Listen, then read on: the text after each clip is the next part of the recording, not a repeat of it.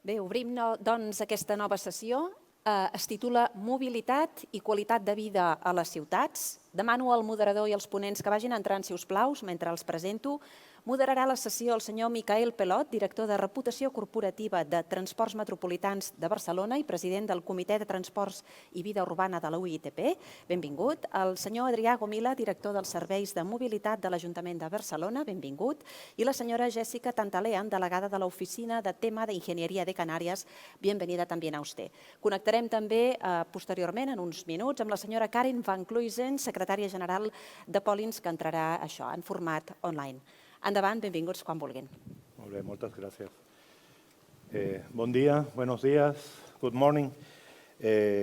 Para mí es un placer moderar esta sesión acerca de movilidad y calidad de vida en las ciudades y además tener unos ponentes que realmente son de lujo. Bueno, primero voy a introducir a los ponentes. I think Karen Van Cluysen can hear us, I hope so. She's Secretary General of Police. She was appointed Secretary General at 2014 after having been the Networks Research Director for 8 years. She has a master's degrees in Germanic philology, literary science and cultural studies. And after that, she followed additional training on transport and mobility issues. Welcome, Karen. Aquí a mi izquierda tenemos a Jessica Tantalean. Ella es consultora de movilidad de servicios del Cabildo de Gran Canarias, pero tiene mucha experiencia en temas de movilidad en Lima, ya que viene de Perú. Ella ha estudiado Ingeniería Medioambiental en la Universidad Nacional Agraria de La Molina y luego ha hecho un máster de Medio Ambiente Urbano y Sostenibilidad por la Universidad Politécnica de Cataluña, la UPC, y luego ha hecho un posgrado de Gestión de Movilidad también en la UPC. También está diplomada en Gestión Pública por la Universidad San Martín de Porres en el Perú, por la parte de la Escuela de Gobernabilidad. Y nuestro último ponente, Adrià Gomila, que es director del Serveis de Mobilitat de l'Ajuntament de Barcelona. Él es ingeniero industrial de la rama mecánica, si no me equivoco, de la UPC también, de la Universidad Politécnica de Cataluña, y después ha realizado el programa de postgrau en Planificació i Gestió de la Mobilitat a la 4ª edición. Bien, quiero hacer una pequeña introducción con unas slides. ¿Por qué pensamos que este tema es muy importante? Más de 500 ciudades a nivel mundial tienen más de 1 millón de habitantes. No solo eso, sino que para el 2050 se prevé que 2/3 de la población mundial viva en una ciudad. Eso quiere decir que la calidad de vida en la ciudad afecta a 2/3 de la población mundial. Ahora, la gran pregunta es, ¿por qué nos vamos a las ciudades, ¿no? ¿Por qué vivimos en ciudades? Bueno, está claro que las ciudades son un polo de atracción para temas laborables, de educación, entretenimiento y básicamente mejora nuestras condiciones de vida, ¿no? Sobre todo económicamente. Pero esto hace que estas grandes urbes, moverse en ellas, tener la movilidad necesaria para poder subsistir, sea todo un reto, ¿no? Y por eso tenemos nuestros expertos aquí. De hecho, en un ranking que me he inventado yo y que a lo mejor alguno de vosotros no compartiréis, o sí, que le he llamado el ranking de lo esencial, la movilidad ocupa el 4º puesto. Los primeros 3 son salud, alimentación, educación. Y el 4º puesto sería movilidad. Mi razonamiento, que es un poco simple, viene en el hecho de que, por ejemplo, una persona cuando va a prisión, bueno, no le puedes privar de comer, no le puedes privar de salud, la parte de educación depende de cada uno, pero la principal privación que tiene es de movilidad. No puede salir, no se puede mover, ¿no? Y bueno, me pareció, esa reflexión que he leído en algún sitio me pareció interesante. Bueno, estamos aquí para contestar muchas preguntas que tienen que ver con la movilidad y la calidad de vida en las áreas metropolitanas, en las grandes ciudades. Entonces, me gustaría compartir con nuestros expertos las preguntas que hemos preparado y conocer la opinión de cada uno en sus diferentes ámbitos, ¿no? Adrià más en la parte de Barcelona, Cataluña, Jessica en la parte de Las Palmas de Gran Canaria, pero también nos puede hablar de Lima, y además esto es sumamente interesante porque son dos ciudades muy diferentes. Las Palmas es relativamente pequeña, Lima es una ciudad monstruosa para los parámetros que nos movemos en Europa y que evidentemente cada una tiene soluciones de movilidad totalmente distintas. And finally, Karen can help us explaining experience of police, best practices, and so on. So she can answer the questions under this focus of European point of view. Okay. La primera pregunta que nos hemos preguntado es, en términos de movilidad urbana, ¿cómo imaginamos el futuro de las ciudades? ¿Cuáles son los valores y objetivos que perseguimos? Es una pregunta muy amplia. In terms of urban mobility, how do we envision the future of cities and what are the values and objectives that we propose? Empezamos en esta vuelta por Adrià, por favor. De acuerdo. Bueno, gracias y primero de todo permitirme saludar a Karen. Hello Karen, happy to be in the same session as you. Hello Adrià. Bien, yo diría que el principal objetivo que tenemos en las ciudades es mejorar la calidad de vida. O sea, que sean ciudades donde sea mejor el poder vivir, espacios, en inglés hay una palabra, livable, ¿vale? Creo que es muy ilustrativa. Y entonces, trasladando eso a la parte de movilidad, pues tenemos que conseguir una movilidad que nos permita buena calidad de vida en la ciudad.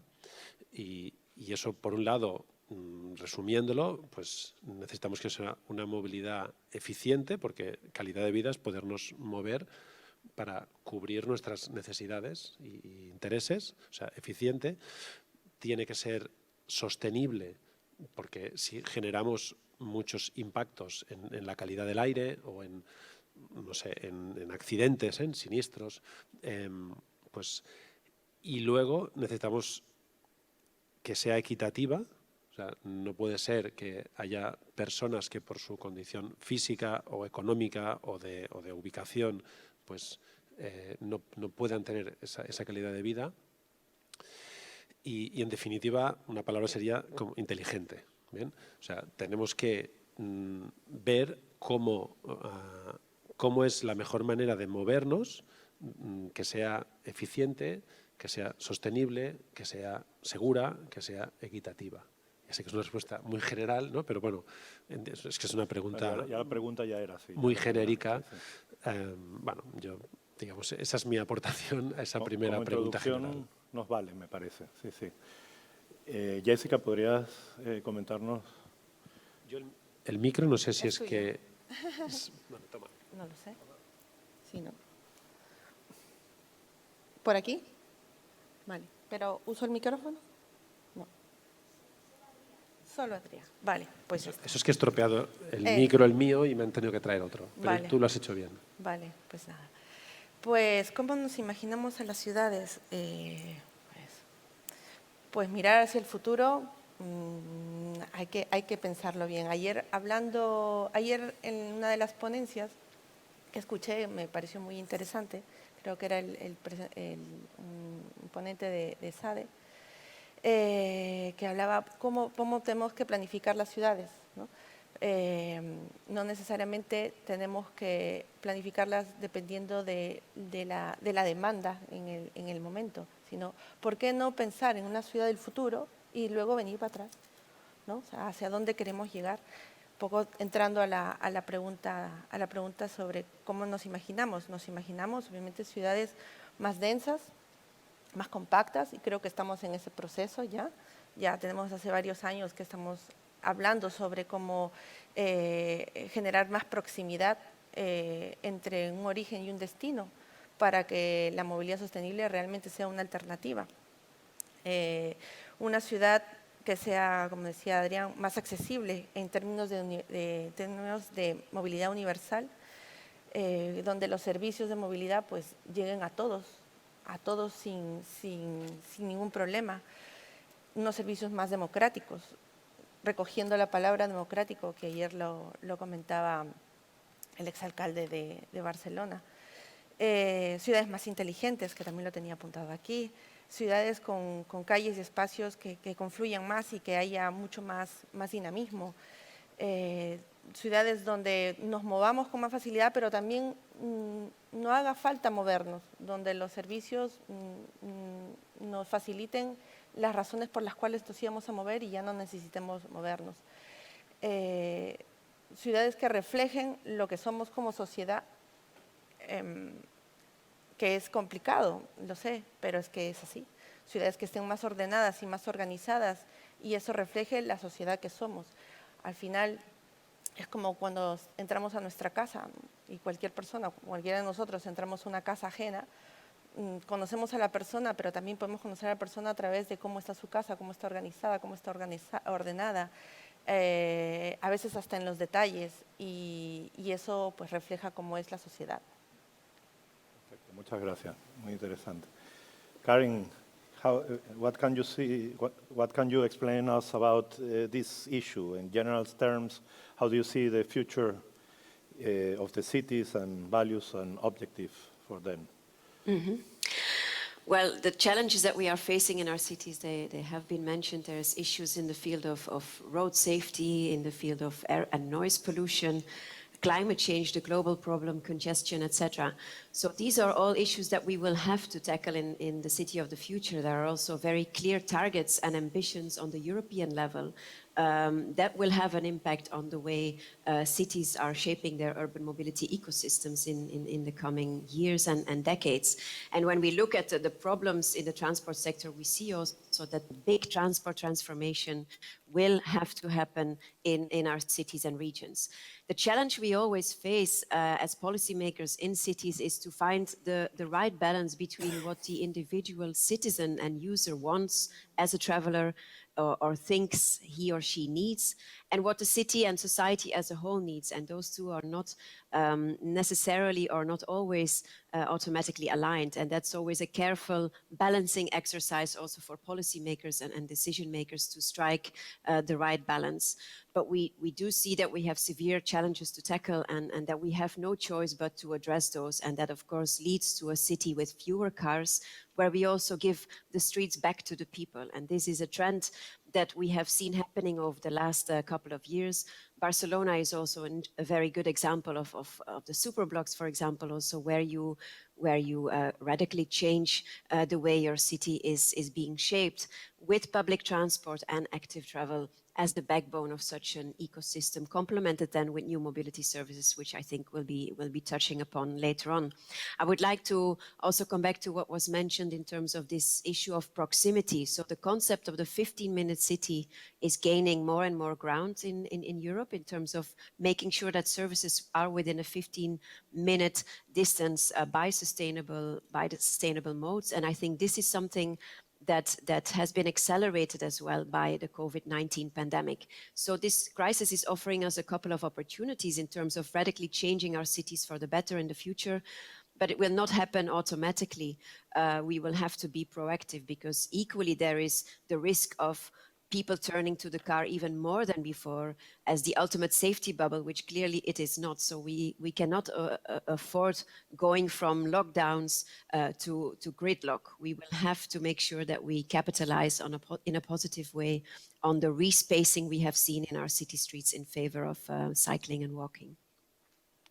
Thank you, Karen. Very interesting. Como vemos, los expertos coinciden prácticamente en todos los aspectos, lo cual para el moderador es muy fácil, aunque sería interesante ver un poco de polémica en el asunto. Pero bueno, que coincidan ya es importante. La pregunta era muy general. Básicamente, en la planificación, en la movilidad de las ciudades hemos hablado en general de dos grandes aspectos, ¿no?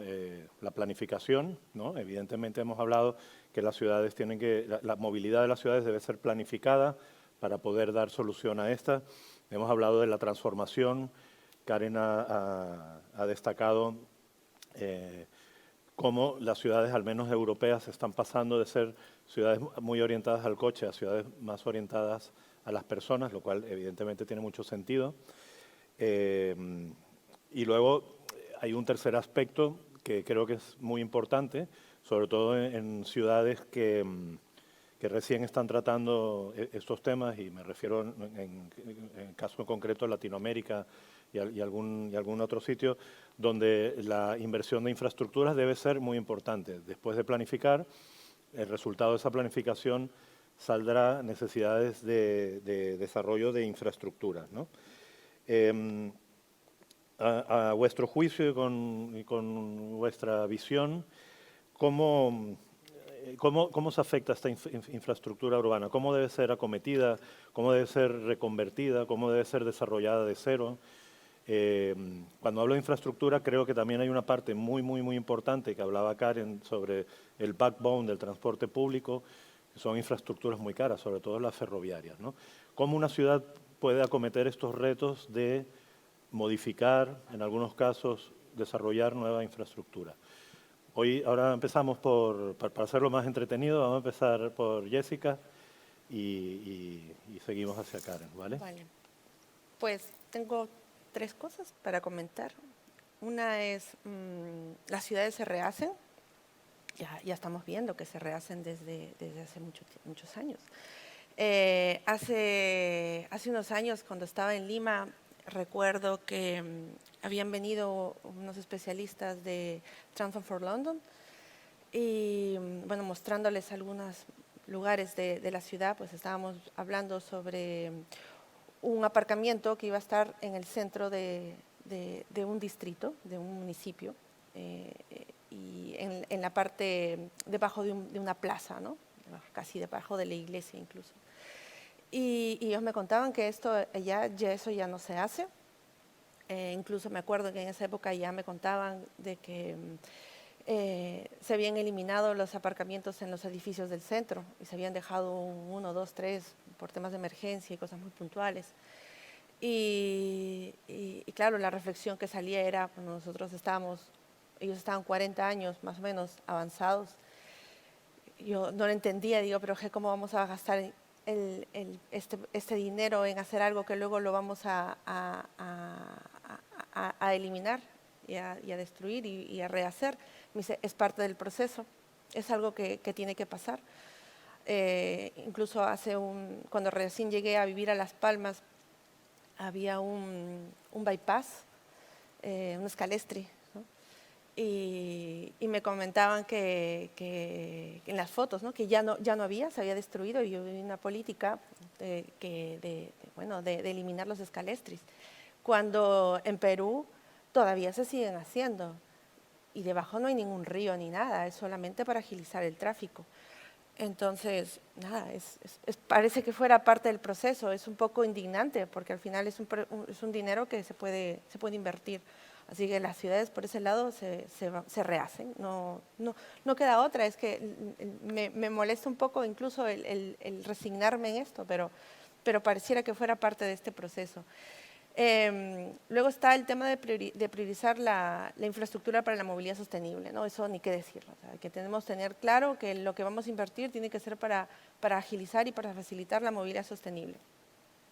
Y por otro lado, la infraestructura para la comunicación de los datos, que ahora, con más importancia y con la digitalización, va a ser necesario, ¿no? Cómo podemos implementar una infraestructura que pueda captar la información y los datos para poder con agilidad pues tratar estos datos y poder gestionar mejor el espacio en el cual vamos a convivir todos. Perfecto, gracias. Me quedo y aprovecho la oportunidad para decir que el intercambio entre ciudades que se hace, por ejemplo, a través de polis, entre operadores de transporte público y autoridades que se hacen UITP, son primordiales, ¿no? Para poder aprender en todos los sentidos, ¿no? Hasta el que explica aprende de lo que escucha, ¿no? Karen, what do you think about infrastructure? How can we manage, or how can the city manage changes or improving or new development of infrastructure? How can cities face this issue? Well, the thing is that we're actually talking about is urban space, and cities are in charge of urban space, which is scarce and which is valuable, but the fact that they are in charge of it actually makes them very powerful. At the same time, we are facing a legacy of decades of car-centric planning in our cities, with a very unfair allocation of space to the car indeed. And this again became apparent also during this pandemic. What we have seen at the same time is that cities can also be agile and can be fast when they are put under pressure. So we have seen this massive free spacing of city streets with also tactical urbanism, which is not always a costly measure. And many of these measures in several cities were initially temporary measures, but we also see that they are being turned into and what is very important to be able to make that happen is to have good long-term planning visions in cities. We see that the tool of sustainable urban mobility plans is something that has been promoted for several years also on the European level, and that more and more cities are picking this up. And that this is an integrated vision with a long term, which also goes beyond political election cycles, which helps cities to plan systematically and with a clear vision and with clear objectives how they want to dedicate and plan their infrastructure. Of course, this all comes with a cost as well. And if we want to invest in more sustainable modes, if we also want to build back public transport, which we know has been suffering tremendously during this crisis with resulting declines in revenues as well, then we have to finally do something which is long overdue, and that is internalize the external costs of car traffic to society. So make the polluter pay, basically, and reinvest that money also in the sustainable modes and in infrastructure, which is incentivizing active travel and public transport as the backbone of our sustainable urban mobility ecosystem. Great, perfect. I like the answer. Thank you very much. Adrià, què pots dir sobre això? Com s'afronta això a Barcelona? Sí, lo haré en castellano porque Karen ya supongo que está haciendo un curso acelerado de español, pero encima el catalán todavía sería más difícil. No, ningún problema. Bueno, has dicho que un poco de polémica, ¿no? Entonces vamos a buscar a ver. Pero bueno, no sé si has medido bien las palabras porque yo no acabo de estar, y voy a la pregunta, de acuerdo en la clasificación que has hecho antes, ¿vale? Que la movilidad es la cuarta. Yo creo que hay que meter la vivienda antes, ¿vale? Como uno de los elementos, sin ir más allá, ahora en esa consideración, porque la vivienda también es algo muy necesario. Y aprovecho esto que estoy diciendo porque parte de los cambios en infraestructura urbana tiene que ser una redistribución en el espacio físico, en el territorio, de los servicios, empezando por la propia vivienda. Entonces, es muy importante la relación entre movilidad y urbanismo al definir el planeamiento de las ciudades, precisamente para reducir esta necesidad de desplazamiento. Según cómo sea la distribución espacial de los servicios, pues va a haber más necesidad o menos. Y, digamos, eso ya viene del siglo XX y el factor, digamos, de infraestructuras del siglo XXI, estoy ahora simplificando mucho, para reducir la necesidad de desplazamientos, en mi opinión, es la tecnología, ¿no? Todo lo que puede ser telemático y son dos elementos clave a la hora de rediseñar o repensar la infraestructura en la ciudad, que no haya tanta necesidad de desplazamientos. Y después dos ideas más. Bueno, la clásica, que tengo que decirla, o sea, pues más espacio para peatones, para transporte público, para bicicletas, ¿no? No me extiendo, porque ya lo hemos explicado todos muchas veces. Y hay una parte muy importante con el final de la pregunta que tú hacías, y es un debate que hay que tener a fondo y demás, cómo se financian todas estas infraestructuras. Y bueno, pues ahora mismo, en el caso en Cataluña, ¿no? Con toda la situación que tenemos de los peajes en las autopistas y los cambios que se están produciendo, pues bueno, tenemos que pensar qué infraestructuras hay que pagarlas con los impuestos de todos, qué infraestructuras hay que pagarlas las tienen que pagar los usuarios, los que la utilizan, y muy importante en esa segunda parte, saber la influencia que tiene el comportamiento de los usuarios el tener que pagar, porque al final es una suma, ¿eh? No solo hay que pagar la infraestructura, sino busquemos la mejor fórmula para no solo pagar las infraestructuras, sino además condicionar a los usuarios para que su movilidad esté lo más alineada posible con esos objetivos generales que hemos planteado. Perfecto, muchas gracias. Como conclusión de la pregunta me quedo, además de lo que mencionamos antes, la infraestructura no es solo física, sino digital, tal como habéis comentado los tres. Karen, you have a very clear, or you appointed a very clear policy that polluters should pay the infrastructure for non-polluters or for citizens in general speaking. Y Adrián lo que ha mencionado de la vivienda, pues sí, efectivamente mi lista de esenciales es discutible y mejorable muchas veces. De todas maneras, también es verdad que la movilidad dentro de una gran urbe no solo la hace gente que vive en ella y que por lo tanto necesita vivienda, sino que yo diría que en el caso de Barcelona, ayuntamiento, más de un tercio de la gente viene de afuera, ¿no? De afuera del entorno, a lo mejor área metropolitana o inclusive de más lejos, ¿no?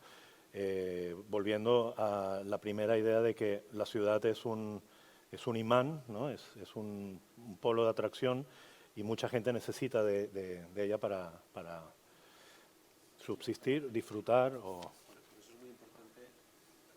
Por eso es muy importante dónde está ubicada la vivienda. Exacto. O sea, porque ese tercio, ¿no? Sí.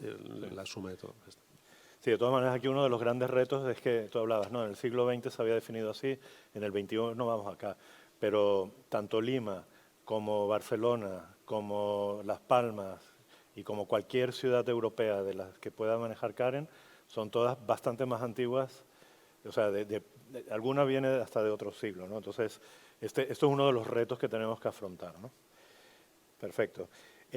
También habéis mencionado que un aspecto importante es reducir el uso del coche privado, ¿no? No solo por un tema de contaminación, sino por, digamos, ocupación de espacio irracional, etcétera. Y ahora we will start with Karen. What do cities put in place to reduce the use of cars? Which policies do you think, or do you think are more effective for reducing the use of cars or reducing car space using in the cities? What do you think about that? Mm-hmm. Well, we need a combination of carrots and sticks, basically, of incentives and for alternatives to the private car and disincentives for using the private car.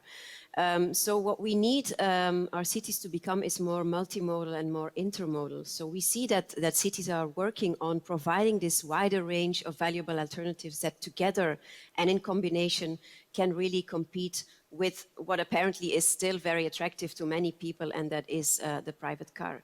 So that means high quality public transport. It means good infrastructure for active travel, but also shared mobility, and a combination there of public and private stakeholders providing those shared mobility services. We have the public bike sharing schemes, for example, that have been in place for many years.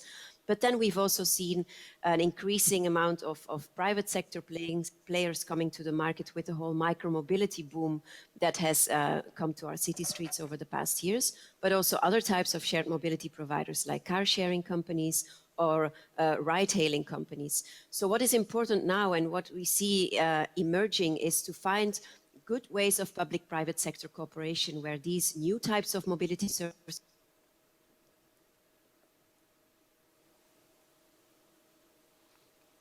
We have some problems with the connection. Can you hear us, Karen? Now it's cut it. Bueno, mientras que recuperamos la conexión, Karen ha introducido dos temas muy interesantes que vendrán en las siguientes preguntas. Uno es la micromovilidad y el otro sería la colaboración público-privada para resolver determinados problemas. Te paso la pregunta a ti. Sí. Bueno, en primer lugar, o sea, la movilidad la hacemos entre todos, ¿eh? Alguien dice, no, bueno, ahora, como eres el director de movilidad, tú decidirás cómo es la movilidad en Barcelona. Pues no. Mucha influencia, mucho trabajo, pero entonces, cómo es la movilidad depende. Empiezo el burro delante, ¿eh? ¿Qué hacemos desde las administraciones? Ya ahora contestaré, pero también qué hacen los operadores de transporte, qué hace la industria, qué hacen las empresas cuando organizan su logística y demás, qué hacen los ciudadanos. Bien, entonces, tenemos que ser conscientes de que es importante lo que hacemos desde la administración, pero no es, o sea, aquí cada actor tiene margen de actuación para cambiar esa movilidad. Es un punto, creo, imprescindible de humildad, porque a veces parece que, no, como nosotros hemos hecho no sé qué medida, por eso ha cambiado la movilidad. No, pues hay muchos factores. Y llegado a este punto, y para simplificar mucho, sintetizar, en mi opinión, lo que hacemos desde la administración, pues por un lado definimos el espacio público, lo transformamos y decidimos cómo tiene que ser. Bien, ese es un aspecto. En segundo lugar, establecemos una normativa, unas reglas, una ordenanza en el caso municipal, de todo tipo, puede ser de cualquier tipo. O sea, definimos, lo que he dicho hasta ahora es como definir el tablero de juego. Definimos cómo tiene que ser el tablero, con qué normas se juega y luego, en tercer lugar, generamos incentivos. O sea, podemos, el más directo es económicamente, subvencionar con dinero público determinadas prácticas. Entonces, al fin, y bueno, y en algunos casos, obviamente, con empresas públicas, pues se pone el sistema de transporte público y demás. Pero básicamente es definir el espacio público, unas normas y incentivar a ayudar con ayuda pública, bueno, con acción directa, determinados comportamientos. Perfecto, gracias. Jessica. Pues, ¿cómo reducir los coches en la ciudad? Vemos que es como un cóctel de medidas, ¿no? Termina siendo un cóctel de medidas. Ya se ha comentado algunas medidas que van por reducir el espacio, por hacer un costo, por darle un costo a la circulación y al uso del espacio público, del automóvil. Pero yo quiero mencionar dos cosas. Una es la importancia del liderazgo que tiene que tener el gobierno local para entender que hay que hacerlo, ¿no? y aplicarlo. Pero no solamente hacerlo, sino hacer que la ciudadanía sea partícipe de esto. O sea, la participación ciudadana. ¿Cómo hacemos que la gente sea más sensible, que entienda más el problema que genera la presencia del vehículo en nuestras calles? Ese es un gran reto, un gran desafío y algo fundamental, porque una cosa es cambiar la infraestructura y otra cosa es la parte subjetiva, cambiar el chip, ¿no? Ambas van como juntas a veces. Depende de las oportunidades que tengas de hacer las dos juntas, ¿no? Y a veces uno tiene presupuesto, pues, y hace infraestructura. A veces no tienes mucho presupuesto, pues avanzas con la parte subjetiva. Y tranquilos, que la infraestructura vendrá después, pero estarás ya preparado, porque pues, la ciudadanía la va a aceptar y quién sabe se la va a reclamar. Lo que hacíamos hace 10 años y que las personas no lo entendían y no estaban de acuerdo, pues ahora pues ya fluye y cuando pones la infraestructura pues es más fácil que lo acepten. Eso por un lado, y por otro lado hay que alinear la política nacional con la política de los diferentes niveles de gobierno, llegando hasta la local. No puede ser que en el gobierno local tengamos las mejores intenciones y pues sigamos viendo la televisión en la hora punta de televisiva y nos salten 5 publicidad de adquisición de vehículos privados, de coches, y encima jugando con nuestras emociones y nuestros sentimientos. No tiene sentido. Entonces hay que ver cómo alineamos esto, y esas son las 2 aportaciones. Perfecto. La competencia del coche es ardua, es dura. Lo que pasa es que, bueno, creo que hay que buscar la manera de complementar a los dos. O sea, digamos, hace unos años hablábamos del coche como el gran enemigo y ahora es buscar un poco la complementación en la movilidad. And Karin mentioned before the issue with the carrot and stick, that is a kind of rule, no, to regulate the use or to disincentivize the use of the car. I'm sorry, Karin, we have an interruption of connection. Maybe you want to finish your answer that you started before? Yes, I don't know how far I got or how much you heard. I'm sorry about that. Technology still fails, unfortunately. So yeah, what I was saying is that we need to provide this wide range of alternatives as incentives. And for that also the physical and digital integration of these different alternatives is important. So we see also more and more cities investing in good interchanges where the different modes come together and can be easily combined. And through e-hubs as well, for example, where shared electrified mobility services are provided at a short distance of each other across the different neighborhoods in the city. And then you have digital integration of these modes, and we also see more and more cities engaging in mobility as a service ecosystems for that matter. But then coming back to your point about the sticks, and that also links into what I mentioned earlier, that we need to internalize the external costs of car traffic.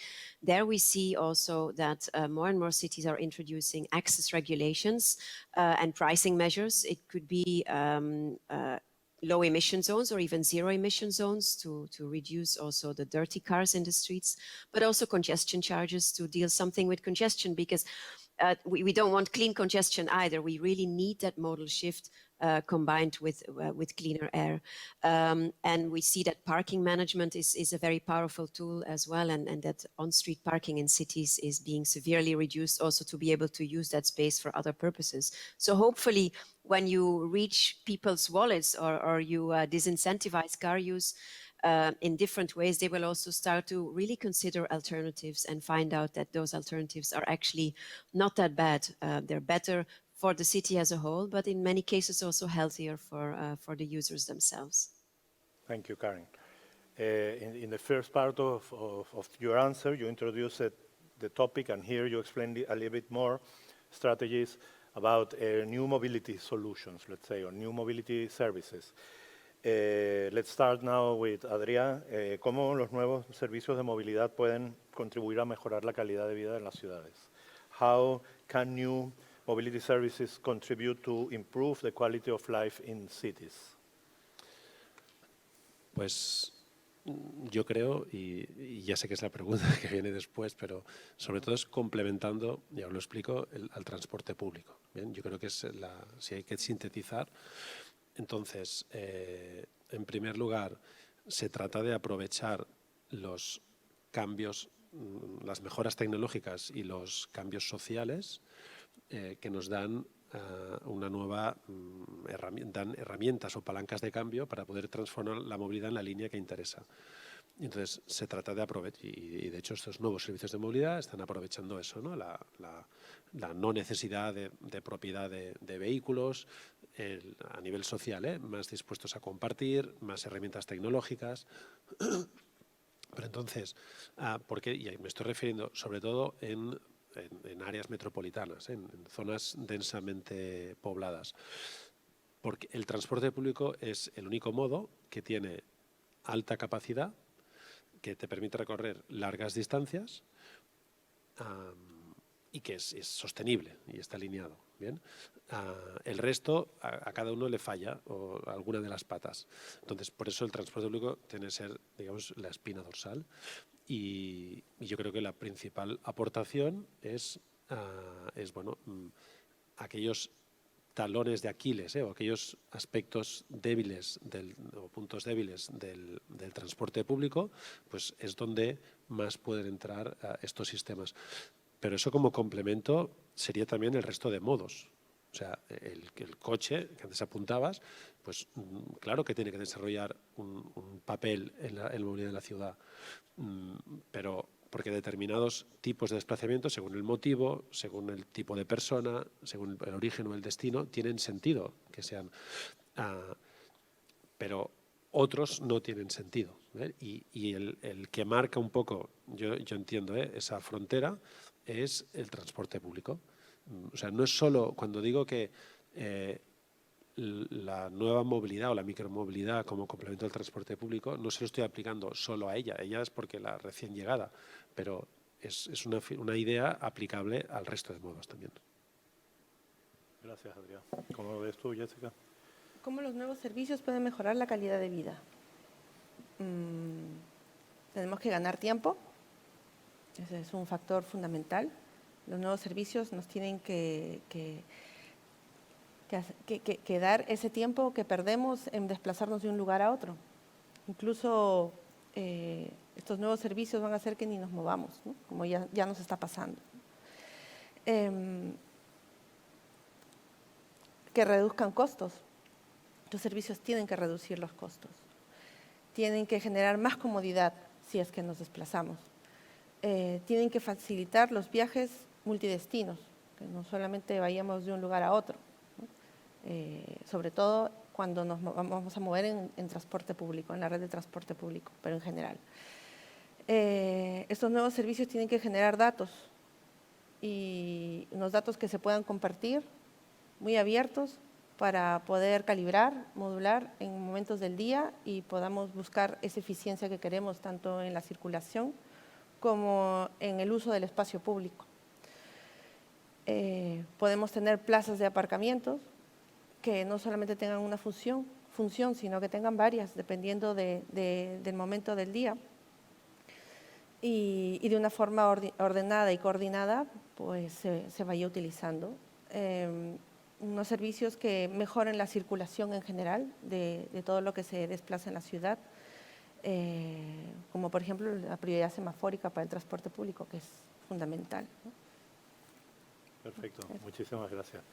Karen, what do you think about the new mobility service? How they should, how they can contribute to improve quality of life in cities?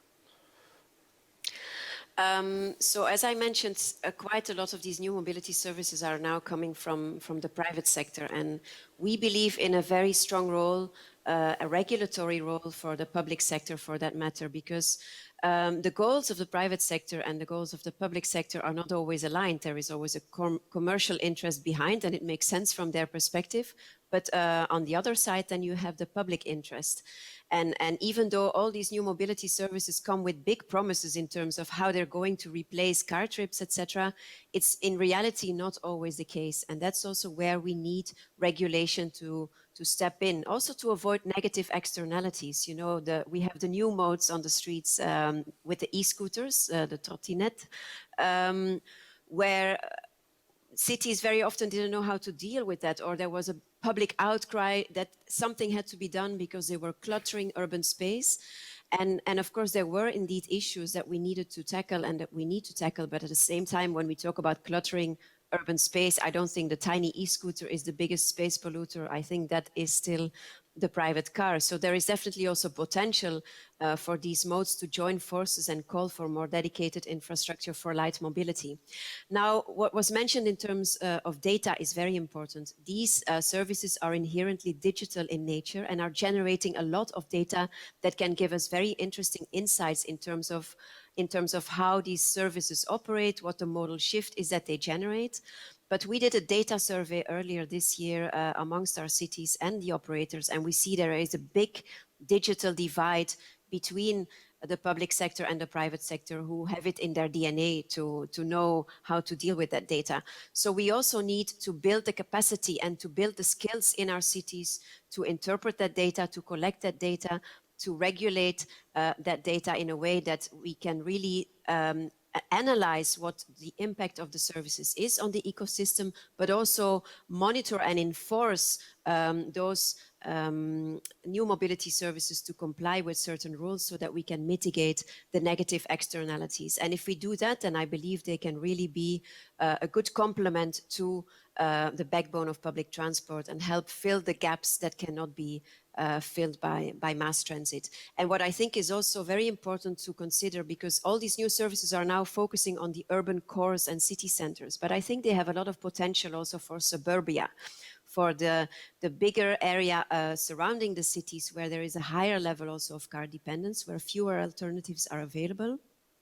If you think about the e-bike, this is tremendously extending the range, the potential range of cycling. If we then also provide good long distance dedicated bicycle highways and infrastructure, I think this could be very powerful also in terms of getting the modal shift in the area surrounding the city as well, and making incoming commuter traffic more sustainable for that matter. But we will also need to explore new types of business models and public-private sector cooperation to make these services affordable for everyone, because they don't come with a cheap price right now. Excellent, thank you very much. Well, I will keep two main concepts. One is the public transport as backbone, la espina dorsal del transporte público como movilidad. And the other one is that the interests of private are not always the same as the interests of public. So this public-private coordination is very, very important, ¿no? Y creo que lo habéis mencionado todos, el interés de coordinar, digamos, el mundo privado con el público.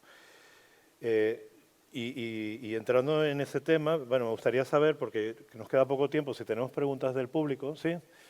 Entonces, yo creo que pasamos a las preguntas. Gracias, Micael. Sí, ha habido distintas preguntas. De hecho, la primera creo que casi ha estado respondida, pero quiero trasladarla a todos los ponentes. Va sobre el tema del pricing del transporte público que ustedes han estado comentando. La pregunta es si el futuro son ciudades sin coches. ¿Creen ustedes que se tendría que adaptar el precio del transporte público para que sea más asequible para los ciudadanos? Tal vez sería un buen método para desincentivar el coche. Creo que Karen said incentive for using public transport era un buen método, por tanto en este sentido, Karen ya lo ha abordado en este sentido. Adrià decía subvencionar con dinero público determinadas prácticas, no sé si sería el precio del ticketing, por ejemplo, y Jessica abordaba otra perspectiva, ¿no? Decía, la pregunta realmente es cómo hacemos para que la ciudadanía participe en un sentido mucho más amplio. Por tanto, la pregunta y también para Karen en inglés sería, if the future is cities without cars, do you think the price of public transport should be more affordable for citizens, maybe as a way to not promote the use of cars? ¿Quién quiere contestar la pregunta? Adrià. Bueno, si os parece, empiezo yo. Intento entrar al grano, al meollo. Eso, en directo. Desde mi punto de vista, debería ser muy barato, pero no gratuito. ¿Bien? Y ahora explico por qué. Pero en primer lugar, eso requiere mecanismos de financiación de las inversiones y de la operación. O sea, porque tiene un coste. Como apuntábamos antes, pues lo que estoy apuntando es que gran parte del coste, de mi opinión, tiene sentido, tanto de inversión como de operación del transporte público, que lo paguemos entre todos los ciudadanos, de manera que estamos incentivando su uso. ¿Bien? Pero ¿por qué no gratuito? Porque, en mi opinión, las cosas gratuitas se hace un mal uso o se abusa. Entonces, yo creo que es conveniente que el usuario tenga que abonar algún importe, ¿bien? Pero que mayormente esté subvencionado y se pague por todo el mundo. Pero antes de poder avanzar en esa cara, digamos, amable de la pregunta o de la respuesta, es necesario haber abordado qué mecanismos de financiación va a haber para ese transporte público. Es una condición imprescindible para poder pasar a esa parte de la respuesta. Karen. Karen, do you hear us? I fully agree with Adria that public transport should not be free. If we want to offer high-quality services, we also have to invest. Rather, we should make car travel more expensive because, as I said, the cost of a car to people does not reflect the real cost of the car to society. What could be interesting, though, is to make public transport cheaper, for example, for certain target groups who have challenges and are also maybe eligible for public benefits, to also give them reduced prices. And this is already happening in many cases as well. Then when it comes to the new mobility services, indeed, there is an issue of them not being very affordable, especially those that come from the private sector are still quite expensive. If you want them to be part of your daily commute, you will end up paying quite a lot of money. So that's where I think we should be exploring public-private partnerships between the cities and the operators. If those operators help you as a city to reach certain public policy goals, then we might have to consider also subsidizing part of those services. And we already see some examples happening in that area. For example, here in Belgium, in a couple of Flemish cities, including the city of Leuven, they have introduced the possibility as part of a mobility as a service, MaaS ecosystem, to subsidize certain trips with new mobility services if certain criteria are being met. For example, if that service is offering services in an area which is not offering any alternatives in terms of public transport or has a high level of car dependency, then part of those trips can be subsidized. Or if a user making use of MaaS is trying to do a trip but can normally not financially afford it and is eligible for benefits, then also this trip will be subsidized. And the interesting thing with this system is that they are looking at the trips and the characteristics of certain trips and subsidizing the trips rather than the operators as such. So it's really based on whether certain criteria are being met. And I think this has a lot of potential in terms of making the alternatives more affordable in the future. Jessica? Según lo que en todo este tiempo vengo escuchando, vengo leyendo, se viene comentando, pues obviamente un transporte gratuito no va por allí. Tampoco es que si reducimos el precio del transporte, la gente lo va a usar más. Entiendo que eso por allí tampoco va. Es el tema de la calidad lo que va a traer más usuarios, no el precio, ¿no? En Canarias mucho se trata este tema, que si el transporte tiene que ser gratuito, que vamos a hacer bonos pues, con mejor precio. Pues hasta ahora los resultados no es que la gente lo utilice, se incremente los usuarios como uno esperaría que se incremente. Así que va a pesar más la calidad que la parte del precio. Quizás no gratuito, porque sí es importante que las cosas tengan un valor para que la gente pues, le dé ese valor que tiene que tener. Pero quizás el precio pueda estar implícito en algún coste de algún servicio público que lo paguemos todos. Y no me refiero a todos como ciudadanos. Aquí en Europa no se trata mucho, pero en Latinoamérica se habla mucho sobre las metodologías TOD, Transport Oriented to Develop, que es cuando un proyecto de transporte, sobre todo de transporte público, pues va a entrar en la ciudad, va a hacer una serie de cambios, ¿no? No solamente entra la línea de transporte público, aquí en Europa las ciudades están mucho más consolidadas, ¿no? Pero en Latinoamérica y en otras ciudades, porque he visto esto también en Asia, entran las líneas de transporte público, sea de autobús, sea de tranvías, sean de metros, de subterráneos, de trenes, etcétera, y comienzan a hacer unos cambios en todo el entorno, en un área de influencia, y aparecen los ejes comerciales. En Asia he visto no hay ejes comerciales en sí, aunque también, pero sobre todo hacia arriba y hacia abajo. Tienes la estación y hacia arriba tienes una estación con 60 pisos, donde sobre la estación pues tienes bibliotecas, tienes postas clínicas, tienes centros comerciales y luego hacia abajo. Toda esa economía que genera repercute en el servicio de transporte público. Claro, porque los ingresos para el transporte público no solamente tienen que venir del usuario o de una subvención, ¿por qué no? También tiene que venir de quienes se benefician de que los clientes pues lleguen con mayor facilidad, que es el transporte público, ¿no? Eso. Muy bien, pues muchas gracias. Sí, vamos muy mal de tiempo, Adrián. un Nada, apunte. yo solo necesito 5 segundos. A nivel tarifario es muy importante los títulos tipo tarifa plana. Eso es un cambio, aparte del precio, sí que incentiva mucho el uso. Ya está, esos 5 segundos. 5 segundos clavados. Adrián, tendrá usted más trabajo porque traslado las preguntas que tenemos pendientes, que se las compartiremos a ustedes, como hemos dicho, para que puedan responderlas, pero para ser justos con el tiempo, además hay la pausa café, ustedes también tienen que descansar, el público también, y tienen otras ponencias.